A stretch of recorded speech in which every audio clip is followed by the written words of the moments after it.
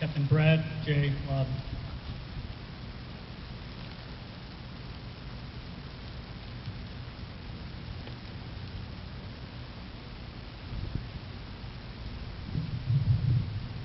Good morning. Colonel Jackson, Command Sergeant Major Garner, Lieutenant Colonel Canedo, Lieutenant Colonel Nyland, friends and family and soldiers of Hoplite Company. Thank you for attending today's ceremony. Today is about the legacy of the Hoplite Company, a legacy that was forged by the men and women who stand before you. I had the distinct pleasure of leading this fine group for the past 17 months, and I want to offer personal thanks to those people who particularly enabled our successes. First and foremost, I want to thank my wife, Rebecca, for her unwavering support despite the many long days and nights without me by your side. You're my strength whenever I need it most. I only hope that I was half as successful providing the same strength to you over these past 17 months. To my children, Max and Rachel, I appreciate your patience with me as I executed my duties and only hope that a job well done translates to my ability to be the father that each of you deserve. For the rest of my family, I couldn't continue to sacrifice without your enduring love and support. Thank you. Colonel Jackson, thank you for allowing me to see through my duties here as Hoplite 6 and to begin to regenerate your formation for the next fight. I look forward to continuing to serve this great organization. I also want to thank Colonel Cardinale for the trust he placed in me to command twice within this organization. His confidence and continual mentorship was key to my development.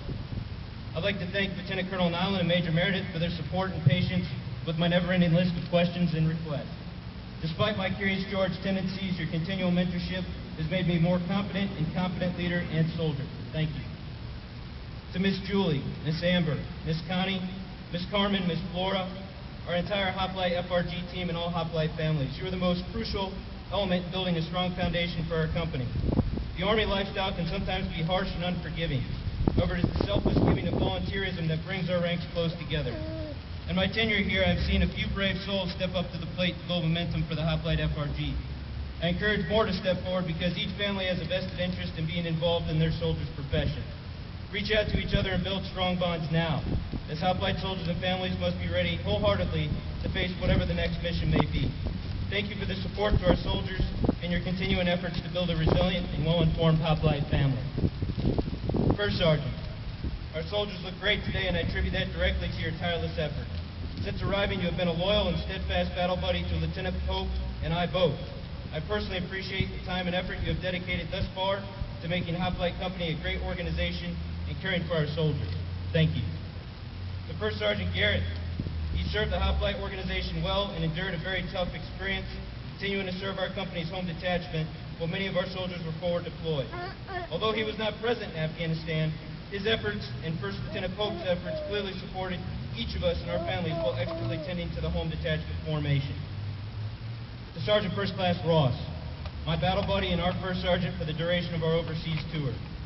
The NCO Creed clearly articulates your performance in the first stanza. No one is more professional than I. Despite the numerous challenges of our overseas team faced, you're consistently led and cared for each Hoplite soldier, doing so passionately and with a striking display of moral courage.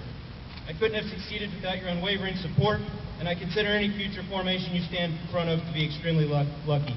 Thank you for a job well done. To Lieutenant Pope, one of the most tenacious young officers that I've worked with. Dustin, you did a spectacular job at orchestrating the world-class support to our soldiers and families of Hoplite. Despite every challenge that I threw at you and our home detachment team, you got the mission accomplished, plain and simple. I wish you the best of luck and know that you will be highly successful at the next challenge that you face. Thank you, Dustin. To Lieutenant Dolan, our MC today, although you're a relatively new addition to the team, you've already had an immense positive effect on our formation. You survived change of command inventories, which is an accomplishment in itself. I wish you the best of luck as you support Captain Brooks and First Sergeant Coleman leading this organization. To the Hoplite officers and NCOs, I've pushed each of you hard to care for your soldiers and to passionately pursue your duties as leaders. Your passion and inspirational leadership is what builds trust and confidence across our formation. Being selected to lead soldiers is a privilege. Take every opportunity to train them and never let a soldier's issues go unaddressed. Leadership is filled with adversity. Attack every issue and every mission with tenacity. Thank you for your ongoing efforts to build a highly disciplined and agile team capable of getting after any mission. As I depart the Hoplite ranks, I've had the privilege of working with your new commander, Captain Brooks. Captain Brooks is a highly competent, motivated officer who's ready to take charge of this organization. I have the utmost confidence they will serve Hoplite well and lead the company to victory in whatever its next mission will be. I charge each of you of giving your unwavering loyalty and support to Captain Brooks in exchange for his dedication to providing inspirational leadership to this formation.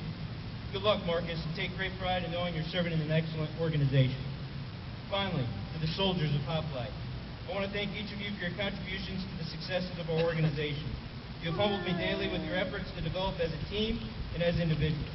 I also want to thank you for developing me as a leader.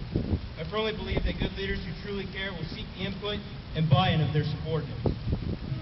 Each of you have further shaped my versatility as a leader and as a man. For my parting thoughts as your commander, I want to share one last message in regards to the pursuit of leaders and soldiers of character. I don't generally discuss where I'm from or my own convictions for why I joined the Army in a public forum. However, for this event, I find it particularly relevant. Approximately 14 years ago, to the day, I was sitting in a high school library listening to Colonel Robert Johnson, a former Army football player and at the time West Point liaison officer, discussing why the Army was the military branch for him. He explained that at the Air Force Academy they have statues of great aviators. At Annapolis they have statues of great sailors, and at West Point stand statues of great leaders. With much passion, Colonel Johnson impressed upon us high school students that the Army was about leadership and about people. Without competent leaders of character, dedicated to serving our nation and our soldiers, he asserted that our military would cease being the strongest military in the world. Colonel Johnson expressed that the Army wanted those who sought out challenges, didn't cower in the face of danger, and genuinely cared for the welfare of others. Colonel Johnson's words reverberated in my head from that day forward as I pursued an education through West Point and embarked upon my career in the Army. I didn't know if I could ever live up to the challenges I would have faced in the Army, but I knew that I wanted to give it my best shot. For the sake of my personal development, to uphold honor in my family name, to encounter adventure and to have stories for my children, and to selflessly serve our great nation. I have encountered many great leaders and soldiers in my time in service. They easily stood apart from others based on their impeccable character, defined by an unwavering dedication to caring for others, courage in adversity, and a disciplined approach to life. I am convinced that regardless of why you joined the service or your background prior to joining, the strength in our Army stems from its leaders and soldiers of character. Each one of you holds the key and has the responsibility to keep this organization great. Don't allow those who have poor character to tarnish our formation. Take time to reflect and define what motivates you. In understanding yourself, you'll then be able to diffuse what drives others and form an unbreakable bond of trust with your soldiers. Regardless of if you are leading soldiers and engaging the enemy in combat or doing PT right here on this field, trust built by leaders of character will enable our future success.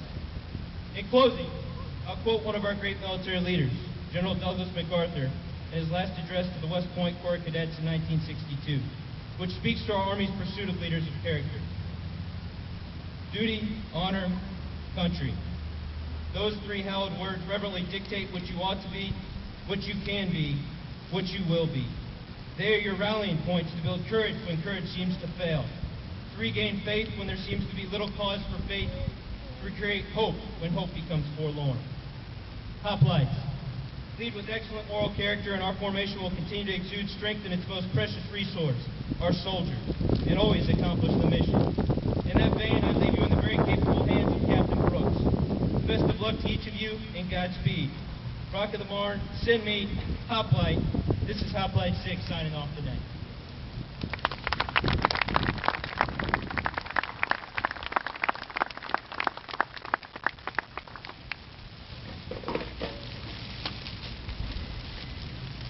Ladies and gentlemen, the commander of headquarters and headquarters company, 2nd Brigade Combat